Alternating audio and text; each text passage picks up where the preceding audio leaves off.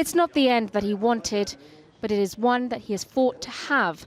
At 104 years old, the Australian scientist David Goodall has spent the last few days saying goodbye to friends and relatives before journeying halfway across the world to end his life. I've been thinking of suicide for 20 years or so. Life is no longer very satisfying to me. Happy birthday, dear David. He's not suffering from any serious illness, but is stressed by his increasing dependence on relatives to look after him. He played tennis until he was 90 years old and performed in a theatre group. As his physical condition deteriorated, made worse by a fall, his daughter Karen provided round-the-clock support to avoid going into a care home. Ultimately, it was Dr. Goodall's own decision to go through with the assisted suicide, one that his family has had to come to terms with.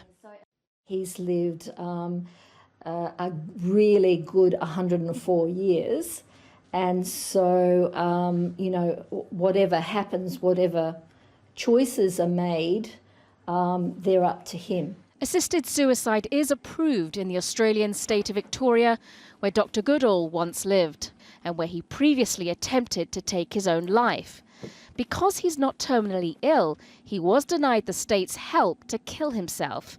An advocacy group, Exit International, raised money for his trip to an end-of-life clinic in Switzerland and accompanied him along with his relatives. The common question that's polled, if you're sick, no chance of recovery, should you be able to get lawful help to die, you'll get 8 out of 10 people in most Western countries will say yes to that. The question really is, why hasn't that translated through the democratic process into an evolution of legislation? And it's a bit harder to answer.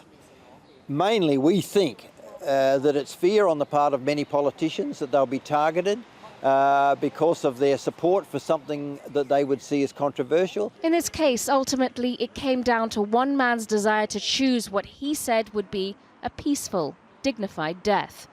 A decision Dr. Goodall hopes everyone can sympathise with, as well as respect. Sonia Gallego, Al Jazeera.